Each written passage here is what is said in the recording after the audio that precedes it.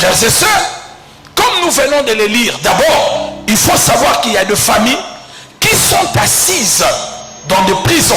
Nous avons donné déjà l'enseignement, je ne vais pas récapituler. Il y a aussi des familles qui ont été sacrifiées et d'autres qui sont en prison. Ce que vous devez savoir, lorsque nous parlons de la prison, les gens peuvent être en prison de manière individuelle, de manière collective et de manière sélective. Ça veut dire, dans une famille, vous pouvez constater que tout le monde dans cette famille, les choses marchent bien. Mais il n'y a qu'une seule personne dont les choses ne marchent pas. Et très souvent, vous les trouverez dans des familles nantis, dans des familles extrêmement riches, où vous verrez, les gens sont bien, mais ils ont toujours un enfant. Cet enfant-là, c'est le plus fou de la famille. Soit la tête ne fonctionne pas bien, soit il est détraqué mental, soit il est dans l'alcool, dans des bagarres et dans la prison. Cet enfant a été sacrifié au détriment des autres. Mais il y a d'autres familles, il y a ce qu'on appelle la captivité collective. Dans la captivité collective, vous trouverez que toute la famille est mise en cage. Ça veut dire, vous remarquerez, les gens ont le même problème, le même combat. La vie est similaire.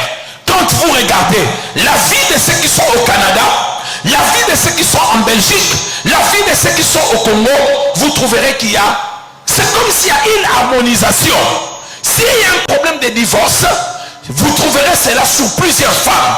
S'il y a un problème de manque de travail, vous trouverez cela sur plusieurs personnes. Ça veut dire que dans la captivité collective, j'ai déjà donné cet enseignement, c'est toute la famille qui est à l'intérieur, vivant le même problème, la même situation. Et ainsi, le texte que nous venons de lire, la Bible dit, gratuitement vous avez été vendus. Il y a des familles qui ont été vendues. D'autres ont été vendues pour l'argent. D'autres ont été vendus pour le pouvoir. D'autres ont été vendus pour rien à cause de l'ignorance de nos grands-parents.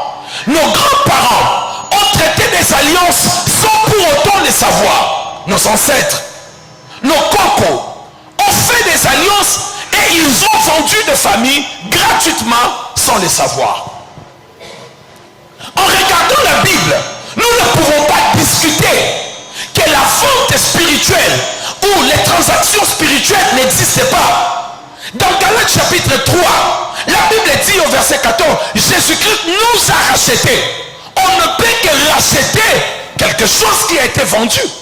Si Jésus nous a rachetés par un prix, c'est que les gens ont été aussi vendus par un prix. Et le mot rachat dont la Bible utilise en grec, c'est exagorazo. Exagorazo veut dire racheter quelque chose et l'extraire du marché pour qu'elle ne soit plus vendue. C'est ça qu'on appelle exagorazo. Le Christ nous a rachetés pour que nous ne soyons plus mis en vente. Alléluia. Cependant, il y a des familles qui sont encore dans le marché spirituel et qui ont été vendues et qui ont besoin d'être rachetées par le sang de l'agneau, pas par l'argent. La Bible dit, vous n'avez pas été rachetés par les choses périssables. Et la Bible dit, comment nous avons été vendus? La manière vaine d'héritage de nos ancêtres et de nos parents. Est-ce que je suis en train de parler à quelqu'un? Donne-moi un amen, je suis en train d'arriver. Donc, il est d'une grande importance pour comprendre cet enseignement sur les familles vendues. Il est d'une grande importance de commencer à étudier tous les gens de ta famille. Les enfants de ton père, si vous êtes ici d'une famille polygame, regarde les enfants de l'autre femme. Regarde tes propres frères. Qu'est-ce qui revient dans votre vie du point de vue de santé? Est-ce que vous avez une maladie que vous trouvez sur 2 ou 3 personnes? C'est là aussi votre problème, votre prison. Ça peut être un problème de diabète. Si ça retourne sur 2 ou 3 personnes, c'est la prison de la maladie de diabète auquel vous devez faire face. Si vous y êtes déjà, vous devez prier pour la génération qui arrive afin de ne pas entrer. Regardez les garçons dans cette famille. Parce que dans certaines familles, il n'y a que des femmes qui émergent, mais les garçons ne font rien. Par chance, vous pouvez avoir un garçon qui a fait sortir la tête, mais les restes, ils ne font rien de leur vie. Ça peut être un combat du côté de garçon. Il faut faire une étude, il faut regarder pour savoir comment il faut prier. Je l'ai toujours dit ici très haut. Dans ma propre famille du côté de ma mère, nous sommes à 8. Mais regardez, maman nous a eu à 8 avec 7 papas différents. Nous avons 5 sœurs. Et chacune de mes sœurs, aucune d'entre elles a fait des enfants avec un seul homme. 2 minimum.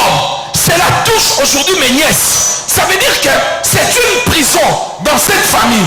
Il faut que les gens issus de cette famille doivent plutôt prendre les choses au sérieux, parce que c'est une forme de captivité auquel vous devez prier sérieusement.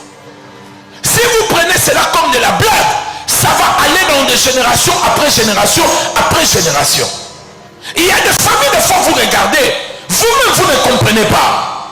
Je respecte beaucoup les gens, je ne vais pas raconter des histoires, mais quelque part il y a une fille, elle est tombée enceinte. La fille est tombée enceinte à 13 ans ou 14 ans. Ça, c'est un conseil que je vais donner aux parents. Je sais que tant que parent, si aujourd'hui mes enfants font des enfants, je serai fier de devenir grand-père. Et c'est d'ailleurs l'une des choses que j'attends, que le pasteur se marie, qu'il commence à faire des enfants, que je devienne grand-père. Je vais sentir le plaisir d'être grand-père, sincèrement.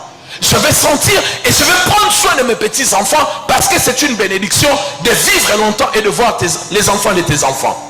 Seulement, à un certain âge, pour un enfant qui est bien élevé, enfin, qui mange, dont on paye ses études, on ne peut pas tolérer une grossesse. Ça peut s'expliquer si la famille souffre, les gens ne mangent pas. Peut-être la fille s'est prostituée parce qu'elle avait faim. Mais une fille qui tombe enceinte à 13 ans, tant que mère, vous commencez à élever l'enfant, vous grand-mère. La petite viendra avec une autre grossesse. Et ça n'a pas traîné. J'ai dit aux gens, j'ai dit, comme cette petite commence à laisser l'enfant à sa mère, dans pas longtemps, elle va tomber enceinte. 14 ans, deuxième grossesse.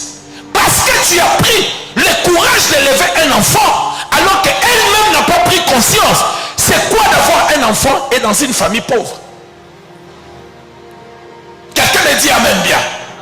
Mais quand vous regardez certaines familles, certaines parcelles, là où vous habitez, vous sentez que tous les gens qui sont dans cette famille vivent la même situation. Vous-même, vous appelez même la parcelle Sarajevo. D'autres même appellent cela Ukraine. Et lorsqu'on vous dit pourquoi vous appelez la parcelle Ukraine, parce qu'il y a la guerre. Tous les gens là-bas se battent. Ça veut dire que c'est une famille prison. Mais la bonne nouvelle, c'est que Jésus est venu pour rendre libre les prisonniers. Il est capable de libérer votre famille. Il est capable de briser toute porte de prison. Qui m'a donné son amen? Je n'ai pas entendu ton amen.